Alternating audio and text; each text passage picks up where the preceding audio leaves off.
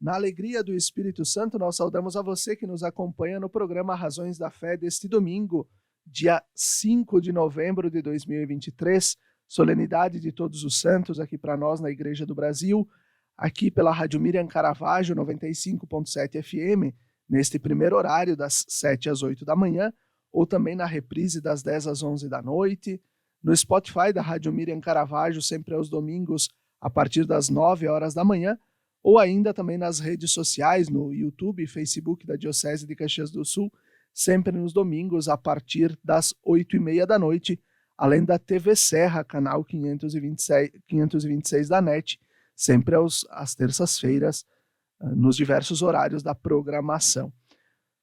Nós te convidamos a se inscrever no canal da Diocese de Caxias do Sul no YouTube, basta acessar o youtube.com/Diocese de Caxias, se inscrever, ativar o sininho para receber as notificações, os vídeos, as mensagens do nosso bispo e o próprio Razões da Fé que nós publicamos a cada semana. Nós gravamos este Razões da Fé, que vai ao ar neste domingo, dia 5 de novembro, melhor dizendo, no contexto da Semana Teológica de Caxias do Sul, promovida pela Escola de Teologia e Bíblia da região pastoral da Diocese de Caxias do Sul, evento que reúne mais de 520 pessoas no Colégio São José em Caxias do Sul para falar sobre a beleza da liturgia, sobretudo porque neste ano nós temos a alegria de receber em nossas comunidades a terceira edição típica do Missal Romano para a Igreja no Brasil. Nós temos como convidados no nosso programa deste domingo, Dom Armando Butiol, bispo emérito da Diocese de Livramento de Nossa Senhora da Bahia e também membro por 16 anos da equipe, que fez toda a redação e toda a tradução dos textos que compõem esta nova edição do Missal Romano, além de ter também feito parte da Comissão Bíblico-Catequética da CNBB. Dom Armando, muito obrigado pela sua presença no Razões da Fé deste domingo. Obrigado. Uma saudação carinhosa a todos os ouvintes da Rádio Miriam. Possamos, nessa nossa conversa, partilhar ideias que ajudem a compreender melhor o sentido da oração da Igreja. Oração que se encontra com toda a autoridade e uma longa história no Missal Romano. Muito bom. Nós temos também o padre Josimar Romil, que é formado em Filosofia e Teologia. Ele trabalha aqui no Santuário de Caravaggio e também auxilia na paróquia Nossa Senhora de Lourdes, em Caxias do Sul. Ele também é mestre em Teologia pela Pontifícia Universidade Católica do Rio Grande do Sul e atualmente também recém assumiu a coordenação da Comissão de Liturgia na Diocese de Caxias. Obrigado, Padre Josimar, pela tua presença. Eu que agradeço a oportunidade de estar com vocês e de falar sobre este tema que é sempre muito especial da liturgia. É um privilégio estar com vocês e falar sobre esse tema. E nós temos o Padre Volney Júnior Vanassi, que também é padre da nossa Diocese de Caxias do Sul, formado em Filosofia e Teologia, também com mestrado em Teologia pela Pontifícia Universidade Católica do Rio Grande do Sul, atualmente pároco da Catedral Diocesana de Caxias do Sul e da Paróquia São Leonardo Murialdo, e coordenador, quem está coordenando a Escola de Teologia e Bíblia da região pastoral de Caxias e também a Semana Teológica de Caxias do Sul. Olá, Padre Volney, obrigado pela tua presença. Obrigado, Felipe, Padre Josimar, Dom Armando. Que bom estar aqui com vocês, ouvintes da Rádio Miriam Caravaggio. Uma grande alegria podermos também, juntos, aprofundarmos este tema tão importante, tão central da nossa vida cristã, que é a liturgia. Perfeito. E eu já começo perguntando a Dom Armando, por que em 2023, neste início do novo ano litúrgico, que teremos no próximo 3 de dezembro, por que uma nova edição do Missal? Justamente, Felipe, você fala de uma nova edição. Não é um novo Missal. É a terceira edição do Missal, que é chamado com o nome de Paulo VI, porque fruto do Concílio Vaticano II. E o grande protagonista do Concílio da Reforma Litúrgica Conciliar é o Papa Paulo VI, agora San Paulo VI. O dicastério para a vida litúrgica, a vida sacramental, propôs, por vontade do Papa ainda São João Paulo II, em 2002, que as dioceses todas do mundo fizessem uma nova revisão. Já tinha acontecido em 1975, com retoques segundo as várias dioceses do mundo, a segunda edição do Missal, que saiu nos anos 69 e 70. A primeira edição foi muito apressada. Teve o concílio, teve uma comissão importante para executar a reforma litúrgica, foram reelaborados os novos livros litúrgicos a partir das orientações dadas pela Constituição Conciliar sobre Liturgia Sacrosanctum Concilium e, portanto, uma tradução e adaptação segundo as línguas de cada povo foi um fruto um pouco apressado. Graças a Deus que aconteceu, que começou a vigorar na igreja antes em edição provisória, eu lembro, e depois uma primeira edição definitiva. Uma segunda edição foi feita pelos anos 75 e, claro, melhorou. E, porém, a língua é um fenômeno constantemente em mudança. Passa uma geração, mais de 30 anos, muita coisa muda sem perceber, na linguagem, na sensibilidade, nas acentuações próprias e também uma nova preocupação. As traduções anteriores nos acompanharam quando fazíamos uma nova análise de cada texto litúrgico, o originário em latim. Eis que nós sempre fomos orientados para a comissão chamada CETEU, que a CNBB constituiu, formada por 5 bispos e 2, 3 assessores, depois que uma comissão tinha feito já uma proposta de revisão da tradução. Eis que a comissão sempre se deixou dirigir, orientar por as edições anteriores. Nem sempre o que é novo é melhor.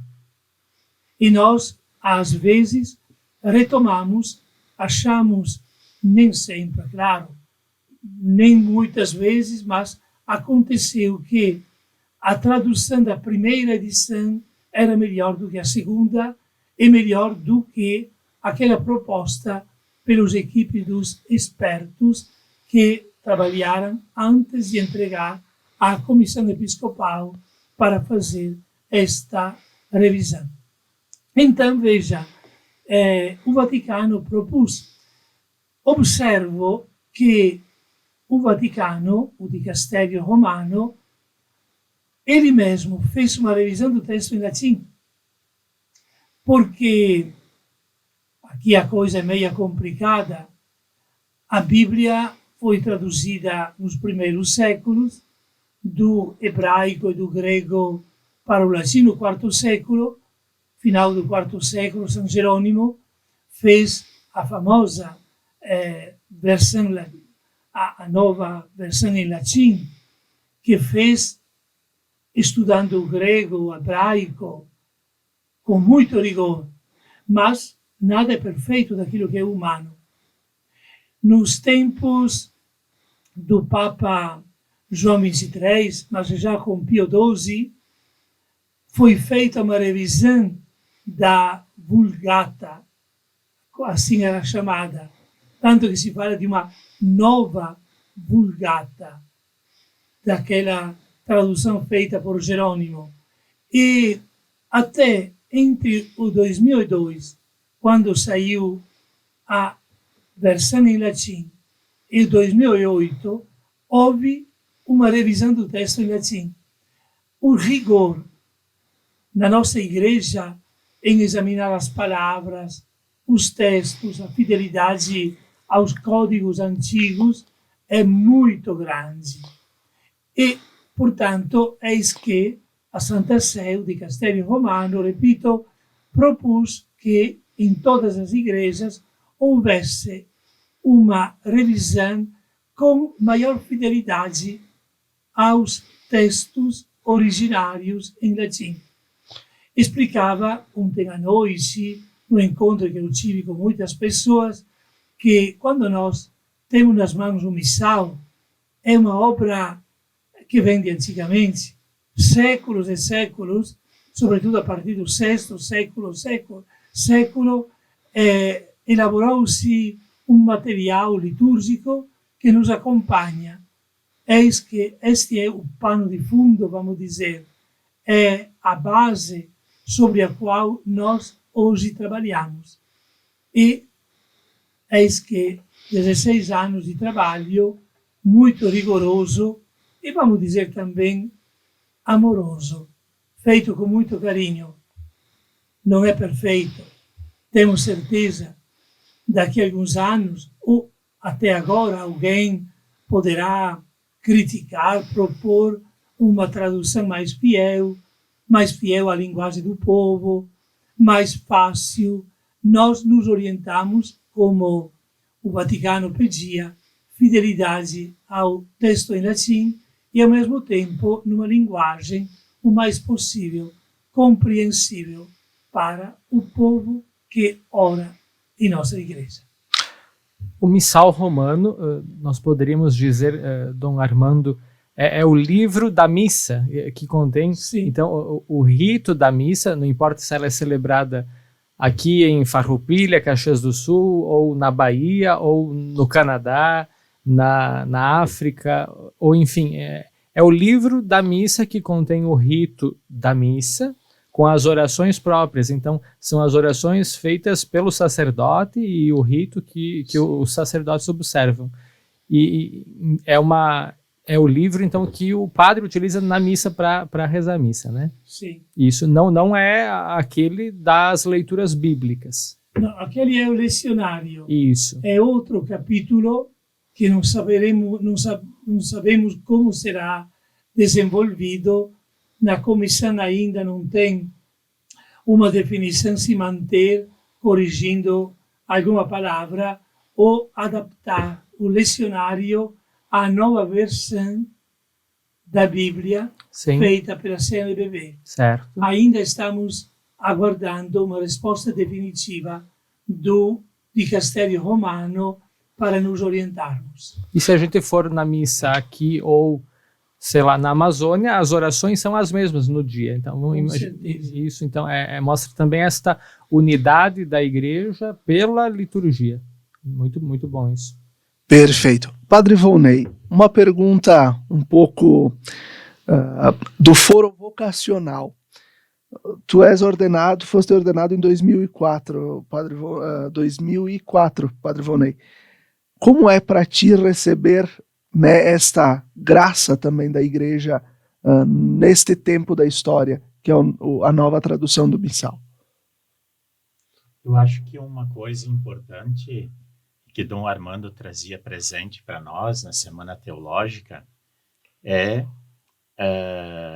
a experiência que ele também teve, né, Dom Armando, na sua juventude como seminarista, de participar também desse tempo anterior ao Concílio Vaticano II e o que o concílio representou para a liturgia na igreja, né? Teve o seu ponto fundamental na Sacrosanctum Concilium e nos diversos documentos do concílio, reformando a liturgia, trazendo a liturgia para que o nosso povo de Deus pudesse melhor celebrá-la de forma ativa, consciente.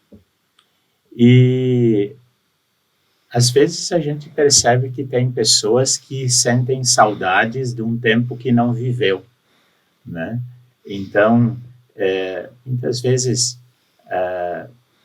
tentando buscar elementos de um tempo que não viveu. E nós que vivemos que somos filhos também do concílio, que vivemos a liturgia de uma forma participativa, às vezes até de uma forma um pouquinho exagerada em alguns gestos também, né? Eu me lembro como a gente tinha em nossa mente a preocupação de sermos criativos, né? De sermos criativos, de termos coisas novas, né? Tem que ter alguma coisa diferente, né? Tinha que ter alguma coisa diferente. E agora, então, a gente tem essa consciência de que a liturgia em si mesma, ela já traz tudo. Isso. A gente não precisa inventar, né? Então, são tempos que a gente viveu também, né? Quem viveu o tempo antes do concílio viu estas mudanças acontecerem com grande alegria. Nós vivemos esse tempo também como padres, em torno assim, dos 45 anos, 50, desse desejo de criatividade, né? Quase que exagerado. E hoje a gente tem aqui essa nova edição do Missal e a tomada de consciência de que a nossa liturgia precisa ser mais orante, né? São amadurecimentos de tempos que vão se complementando, não se excluem, mas vão construindo um caminho de cada vez mais chegar à essencialidade, né? Então, eu penso que isso seja bem interessante. Chegar à interioridade também, a uma liturgia orante. Perfeito. E assim a gente conclui o primeiro bloco do nosso programa Razões da Fé deste domingo, dia 5 de novembro. Fique conosco, até daqui a pouco.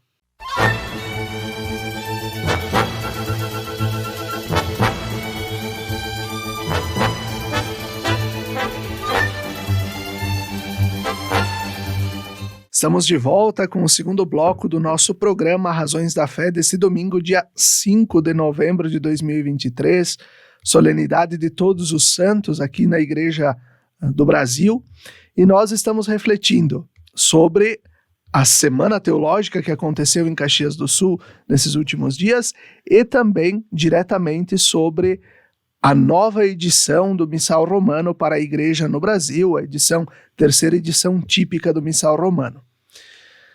Nós temos como convidados Dom Armando Butiol, Padre Josimar Romil e Padre Volney Vanassi.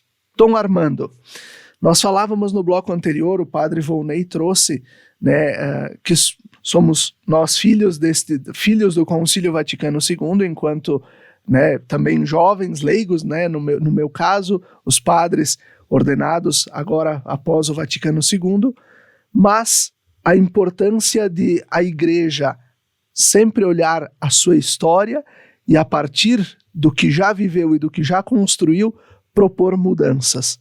A gente pode entender o Concílio Vaticano II dessa forma, as mudanças propostas pela Sacrosanctum Concilium na reforma litúrgica e que também desembocam nesta nova edição do Missal?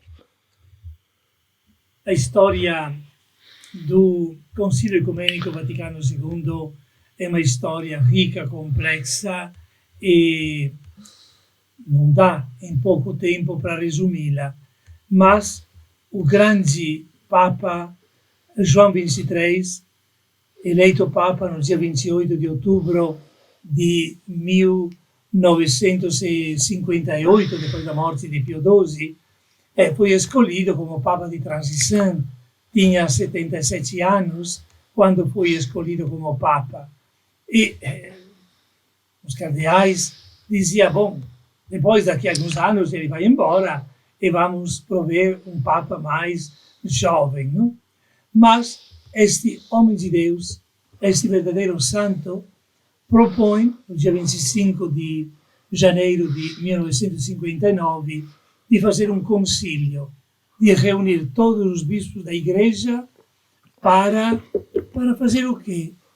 A linguagem dele, abrir as janelas para que entrasse um ar puro na Igreja, para dar novo vigor aos novos tempos que, profeticamente e por experiência e maturidade, ele estava vislumbrando. Então, o concílio não é mais o Vaticano II como os anteriores, que respondiam a ameaças contra a Igreja.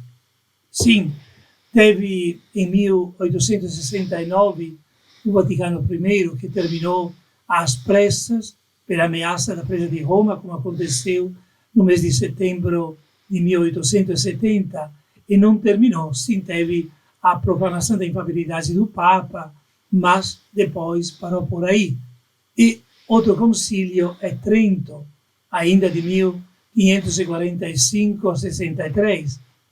E o Vaticano II não tinha heresias que ameaçassem a unidade da Igreja, mas o Papa propôs que houvesse uma compreensão do homem, da mulher, dos novos tempos. Papa João XXIII, pouco antes de morrer, no mês de abril de 1963, publicou aquela encíclica Pacem in Terris, a paz na terra, onde falava dos sinais dos tempos. Novos sinais devemos captar, discernir, e falava vários sinais. Isto é, a preocupação da Igreja, pelo meado do século XX, é de, a palavra que Papa João XXIII usava é, em italiano, aggiornamento. Isto é, se adaptar, atualizar, compreender as novidades para que, em nome de Cristo, dar uma resposta. Ele dizia, não é o Evangelho que muda, somos nós que mudamos e temos uma nova compreensão para compreender os sinais dos tempos, iluminados pelo Evangelho de sempre, eis que nasce o Vaticano II. E, por uma providência divina, vamos dizer, eis que a liturgia será o primeiro assunto, porque entre todos os documentos preparados pelos teólogos que encabeçaram a preparação do Vaticano II, o único documento que os bispos reunidos em concílio aceitaram foi o documento sobre liturgia. Por quê? Porque desde o início do século XX o movimento litúrgico tinha feito grandes passos, apoiado este movimento também pelos papas, desde Pio X, quando exorta a necessidade, num documento che tem un titolo in italiano, Tra le sollecitudini, entre as preocupações, em que o Papa exortava a uma melhor e maior participação dos leigos na vida litúrgica. E depois chegando às grandes encíclicas de Pio XII e as exortações que Pio XII, Papa de 1939 a 9 de outubro de 58, escreveu e propôs. Então, o concílio teve este humus, movimento litúrgico, apoio dos papas e a nova sensibilidade que estava explodindo na igreja. Padre Josimar, a gente fala sobre Vaticano II, nós recordamos que, além da liturgia, entre outros temas importantes, algo que se deixa muito claro: Igreja, povo de Deus. Lumen Gentium vai dizer, Igreja, povo de Deus.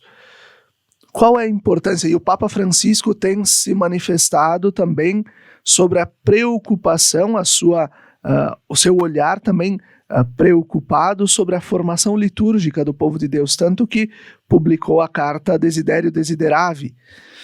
Qual a importância de termos uma formação sólida, mas equilibrada do povo de Deus no olhar da liturgia? Muito bem. O povo de Deus é a igreja, mas não são apenas os leigos, os sacerdotes, os bispos, todos nós fazemos parte do único povo de Deus, Então, por isso, a necessidade da formação litúrgica nos seminários, para os padres recém-ordenados ou ordenados há mais tempo, para as equipes de liturgia, nas nossas comunidades, nas nossas paróquias, mas nós poderíamos dizer para todas as pessoas, os fiéis que participam das missas, para compreender exatamente de que se trata aquilo que se celebra, o que é que nós estamos celebrando. A compreensão intelectual, mas não apenas. O Papa Francisco, ele na Carta Apostólica Desiderio Desideravi, sobre a formação litúrgica do povo de Deus, ele diz formação à liturgia, então o A com crase é formação à liturgia e formação a partir da liturgia. Olha, isso é muito interessante. É necessário encontrar, diz o Papa, os canais para uma formação como estudo da liturgia. Então, este é um aspecto, o estudo da liturgia. E nós faremos isso enquanto Comissão Diocesana de Liturgia. Promoveremos nas paróquias, nas regiões de pastoral, com os fiéis leigos, com os sacerdotes, estudos de liturgia, para compreendermos bem. A fé vem antes. Nós já celebramos, sim, mas a fé exige compreensão. Aquilo que se dizia fides queris intellectum, A fé busca compreender. E seria até negligência não buscar compreender. Negligência não buscar compreender. Claro que nem tudo compreendemos, sempre permanece o espaço do mistério, mas não vamos negligenciar na busca do entendimento, na busca da compreensão das coisas. Então, estudo da liturgia, o como celebrar bem, quais os elementos simbólicos e que precisam também ser melhor entendidos e celebrados. E também um outro aspecto que o Papa coloca, a formação a partir da liturgia, ou seja, a própria celebração ela vai nos fornecendo os elementos importantes. Diz ele no número 37, a extraordinária capacidade que a celebração tem de, em si, oferecer uma visão orgânica do conhecimento teológico. Então, a própria participação ativa e bem feita vai dando elementos para a formação, mas também estudos específicos sobre os temas da liturgia certamente contribuirão. Uma coisa que o Papa falou na Evangelii Gaudium, que é num outro texto, num documento importante, ele disse assim, que não é válido aquele argumento, sempre foi assim. E às vezes nas nossas comunidades nós temos isso. Como é que o senhor celebra, padre? Porque aqui sempre foi desse jeito. Então, a tradição com T minúsculo, isso, minúsculo. É como se fosse uma moda de cada padre ou pároco agora é assim, aí vem outro, muda tudo. Se nós compreendermos o sentido da liturgia, não vai depender do padre ou da equipe, né? Em si há algo para se colocar, que não depende. Então, por isso, compreender o porquê das coisas, o porquê do silêncio nas celebrações, o porquê de um altar visível, bem organizado, sem ruídos no presbitério e onde estão as pessoas sentadas, o porquê das velas, o porquê das coisas, enfim. Quando nós entendemos o porquê, nós deixamos de lado tantas outras coisas, porque nós compreendemos o sentido das coisas mesmas. Perfeito. E acho que a gente pode fazer uma vinculação bem importante, principalmente quando tu falavas, Padre Josimar, na Desiderio Desideravi, formação à liturgia e da liturgia, né? A partir da liturgia. E no intervalo falávamos com Dom Armando sobre a questão de diferenciar e dar a devida importância sobre língua e linguagem. O Vaticano II que autoriza a missa na língua do povo, mas o povo é chamado a compreender a linguagem da liturgia. Como é que a gente pode relacionar isso, Dom Armando? Sabe, Felipe, eu vivi a minha primeira juventude, digo, com a missa em latim. No seminário cantávamos gregoriano.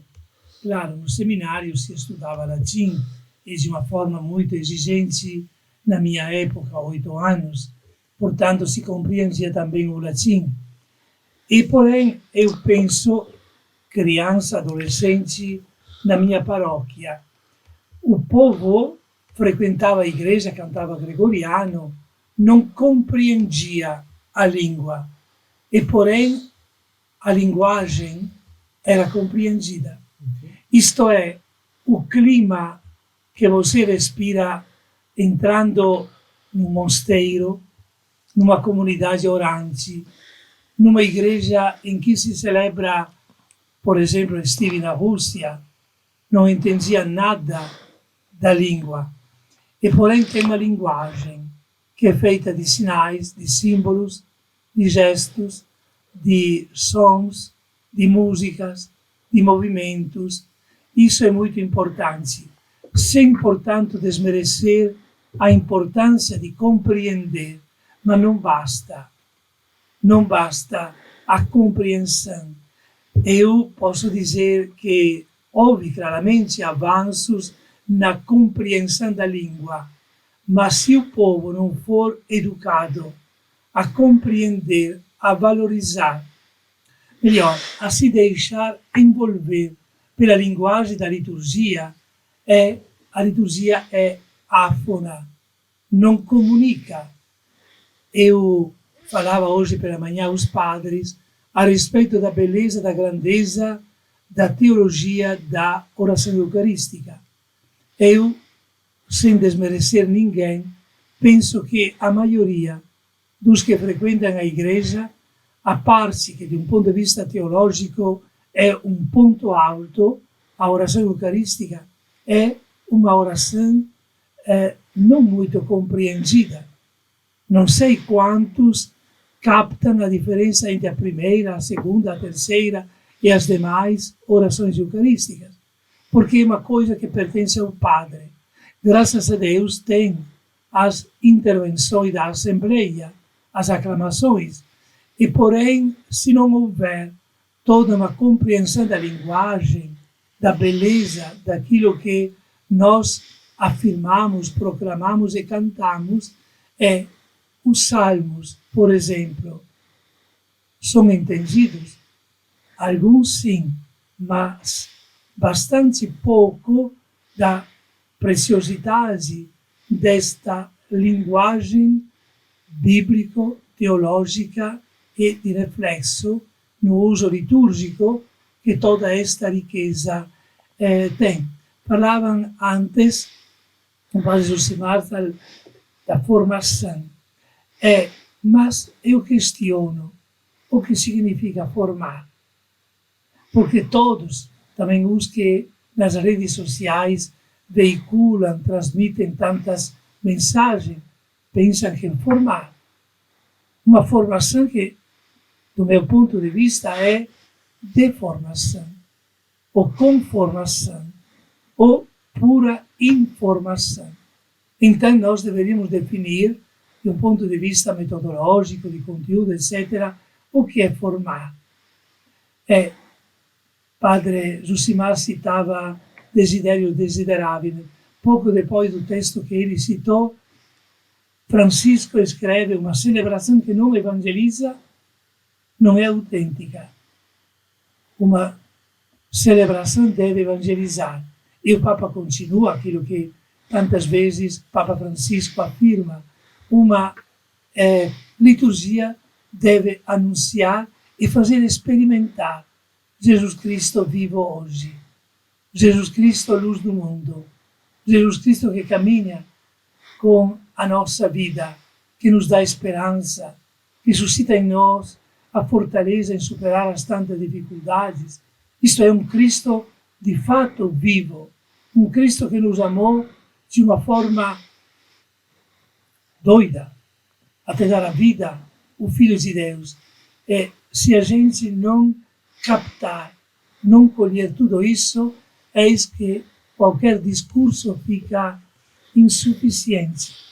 Concluindo, eu diria, como às vezes converso, pergunto a vocês, senhoras, mulheres, quando você compra no supermercado o feijão e arroz, quando volta para casa não coloca o feijão e arroz lá no prato. Precisa preparar, dar o tempero, dar o gosto. Precisamos dar o tempero às nossas liturgias para torná-las o que essencialmente elas são. Papa Francisco, no Evangelii Gaudium, fala de evangelizar com a beleza da liturgia. A liturgia tem um fascínio. Já sempre a liturgia teve. A liturgia também preconciliar converteu e alimentou a fé de tantas pessoas. Não porque, portanto, não era uma liturgia áfona. Falava, não totalmente, o avanço do concílio é precioso, mas nada de mágico e automático. Assim a gente conclui este segundo bloco do nosso programa Razões da Fé deste domingo, 5 de novembro. Fique conosco, até daqui a pouco.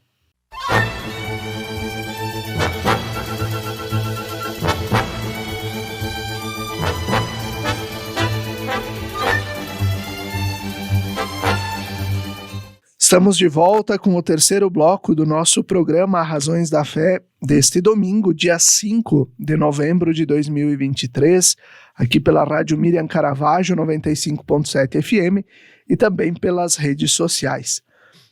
Nós hoje estamos refletindo sobre a terceira edição típica do Missal Romano para a Igreja no Brasil, né, que vai iniciar o seu vigor, vai passar a vigorar também na Igreja oficialmente no primeiro domingo do Advento, dia 3 de dezembro. Nós falamos desse tema no contexto da Semana Teológica de Caxias do Sul, realizada nesta semana, de 30 de outubro a 1º de novembro, em Caxias do Sul. Nós temos como convidados o padre Volney Vanassi, padre Josimar Romil e também Dom Armando Butiol. Padre Volney, nós temos sempre como desafio manter também o ponto do equilíbrio, também na fé e ao mesmo tempo na liturgia, né? Como é também para o padre o desafio de às vezes precisar lidar com pessoas que buscam uma liturgia mais tradicional e ao mesmo tempo outros que buscam uma liturgia mais progressista, se a gente puder resumir a estes dois temas ou a essas duas definições. Eu creio que nós celebramos aquilo que cremos e cremos aquilo que celebramos. Nesse sentido, é claro que as diversas espiritualidades, até movimentos, grupos pastorais, né, acabam querendo colocar uma pitadinha da sua espiritualidade particular na celebração litúrgica, nos cantos, enfim. Acho que o importante é também percebermos como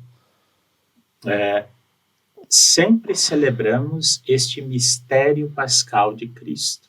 Essa expressão ela é muito importante, fundamental. Mistério enquanto experiência da vida, paixão, morte e ressurreição de nosso Senhor Jesus Cristo. O mistério pascal na sua completude, da revelação deste verbo que se fez carne e habitou entre nós.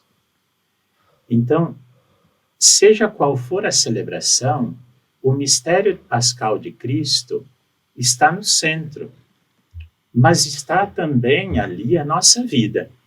Então, é claro que nós celebramos o mistério pascal de Cristo e a nossa vida, né, nas alegrias, nos sofrimentos, na paixão do mundo, na morte, na família, na festa do padroeiro, né? Nas celebrações diversas que o próprio missal romano vai trazer, as diversas circunstâncias. É a nossa vida no mistério pascal de Cristo e o mistério pascal de Cristo na nossa vida. A nossa vida na vida de Deus e a vida de Deus na nossa vida. E é claro que aqui é importante a comunhão. Então, é esse mistério pascal de Cristo que nos une numa mesma fé. E aqui, por isso que as expressões, elas podem ser de diversas formas, mas a comunhão, isto é, aquilo que é o essencial precisa ser muito bem entendido e resguardado. Então, aquilo que nós falávamos antes, né? Nós não precisamos de preocupações e criatividades. A missa por si mesma, ela traz o essencial.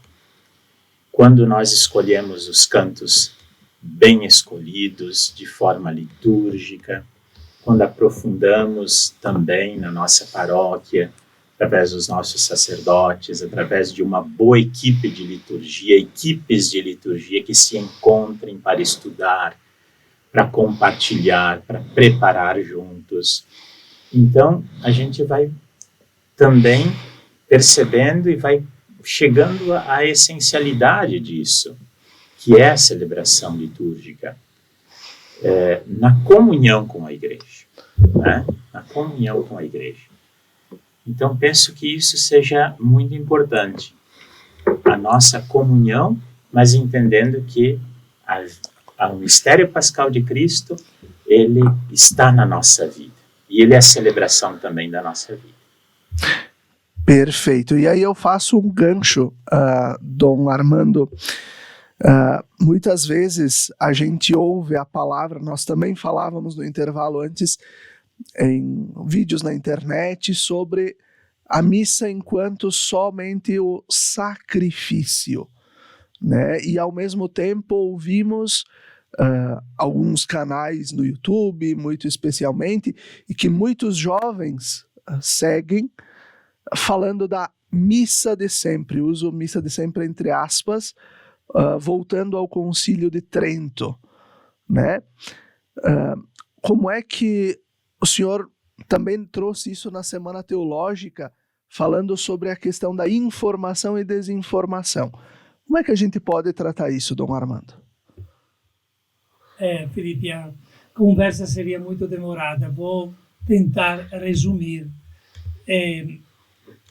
posso, concluindo aquilo que deveria ser através de uma demonstração histórica, posso afirmar que, de um ponto de vista do conteúdo, o Missal de Paulo VI, cuja terceira edição agora estamos acolhendo, é mais fiel ao Missal antigo da Igreja de Roma, mais do que o Missal que saiu de Trento.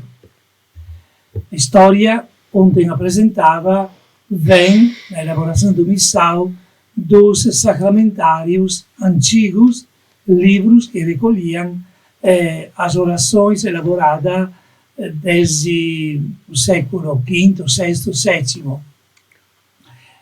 Este Missal da Igreja de Roma, sóbrio, essencial, uma linguagem própria da cultura romana, emigrou no tempo de Carlos Magno e do pai dele, Pipino, para os países nórdicos.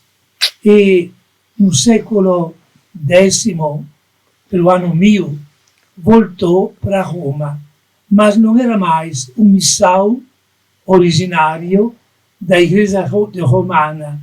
Foi acrescentando naquela região com orações, gestos, sinais de cruz, genuflexões, invocações, etc., etc., um simbolismo que correspondia a uma outra cultura. Trento usou o missal da Cúria Romana, que vigorava desde aquela época, fazendo poucos retoques. Foi num tempo sucessivo que estudos históricos permitiram um melhor conhecimento da história dos antigos sacramentários e, portanto, o Vaticano II pôde propor à Igreja o missal romano antigo, da forma mais genuína e autêntica, e quem diz que o missal de Trento é mais fiel ao antigo missal romano está simplesmente desinformado. Perfeito, Dom Armando. Posso, se quiser, também, a respeito daquela pergunta que você me fez, é uma questão muito complexa. Quando usamos a palavra sacrifício, que retorna tantas vezes na liturgia, eu não sou contra usar esta palavra, que pertence à tradição bíblica e litúrgica, mas eu questiono o que significa a palavra sacrifício, porque muitas vezes é mal entendida. É uma visão sacrificial, quase determinada por um sentimento de culpa. O sentimento de culpa acompanha a vida humana e, porém, eu costumo distinguir entre senso de culpa e senso de pecado. Senso de culpa é algo que pertence à nossa estrutura antropológica. Quando eu fiz alguma coisa que arranhou a minha autoimagem, eis que eu me sinto inadequado. Não estou de acordo com o meu eu profundo. Senso de pecado nasce de uma experiência profunda do Deus que, em seu Filho Jesus, se revelou e doou a sua vida. Então, cuidado para não sermos orientados em nosso agir do senso de culpa, que pertence, repito, à nossa estrutura psicológica, mas amadurecer para o senso de pecado. Sacrifício, portanto, não é fazer algo para, agora uso uma palavra, aplacar a Deus. Os antigos usavam placar Deus, não aplacar. Até no missal, na língua latina, existem tantas orações com este termo, que reflete uma cultura ainda entre o hebraico e o pagão. Isto é, eu, para acalmar a ira divina, eis que faço um sacrifício, tanto maior em proporção do pecado cometido. a salvação é graça, a salvação é fruto do amor. Deus Pai manda o Filho não para aplacar a si mesmo, mas para dizer à humanidade que Ele nos ama gratuitamente. E é o amor divino, derramado em nós pelo Divino Espírito, que deve gerar no fiel uma resposta do mesmo amor. Assim a gente pode dizer que a Eucaristia, ou que a celebração da Santa Missa, ela deve ser entendida enquanto memorial da vida, paixão, morte e ressurreição de Cristo. Com certeza, entre todas as palavras que eu prefiro e tem um fundamento histórico, bíblico, é a palavra memorial, no sentido hebraico. A palavra hebraica é zikaron, anamnese ou anamnese no grego, que é traduzida para as línguas neolatinas com memorial no português. Memorial significa tornar presente no dia de hoje, por parte de quem celebra o evento, não a materialidade do evento. Cristo, diz a carta aos Hebreus, morreu uma vez por todas. Não é que morre de novo. Nós vivemos os frutos do amor de Cristo, que doou sua vida por nós, e nos envolvemos neste ato supremo de amor para que a escola dele, no exemplo dele, com a força do Divino Espírito, aprendamos a amar, porque que salva não é a liturgia, é o amor. Não é nas liturgias que celebramos de uma maneira ou de outra, com véu ou sem véu, recebendo a comunhão na boca, na mão, genuflexos ou em pé. Aqui é outra linguagem. Eu queria descartar todas essas modalidades, relativizando-as, que nos será objeto do julgamento divino, é se na liturgia nós aprendemos a amar mais a vida, a amar aos irmãos, a amar de maneira equilibrada a nós mesmos e amar ao Deus que em seu Filho amado se fez carne e doou a sua vida por nós. Essa é a liturgia que transforma e ilumina a vida. O senhor trabalhou por 16 anos nesta comissão, neste projeto da nova edição. Qual que é o seu sentimento ao ver a obra pronta, né, impressa, chegando às dioceses, e o seu desejo para a nossa diocese, para os demais lugares, que seja bem utilizado, que seja bem vivido? Com certeza. Eu quando vi a edição, porque nós trabalhamos, mas foi lá os editores da CNBB que elaboraram com vários conselheiros esta forma concreta. Eu mandei logo os meus parabéns, porque o trabalho, também de um ponto de vista estético, é muito bonito. É fruto de grandes mentes e corações. Meu desejo é que o missal nos ensine a orar, que a escola da liturgia, com as expressões litúrgicas, possamos aprender a nos dirigir a Deus de uma forma mais bela, mas sobretudo não só numa língua reformada, numa linguagem que depois desemboque na vida e que nos ajude a vivermos relações humanas impregnadas do amor que aurimos a escola da liturgia. E assim, agradecendo a presença de Dom Armando Butiol, que esteve conosco nesta Semana Teológica, Padre Josimar Romil, Padre Volney Vanassi, nós nos despedimos de vocês. Até o próximo domingo. Fiquem bem.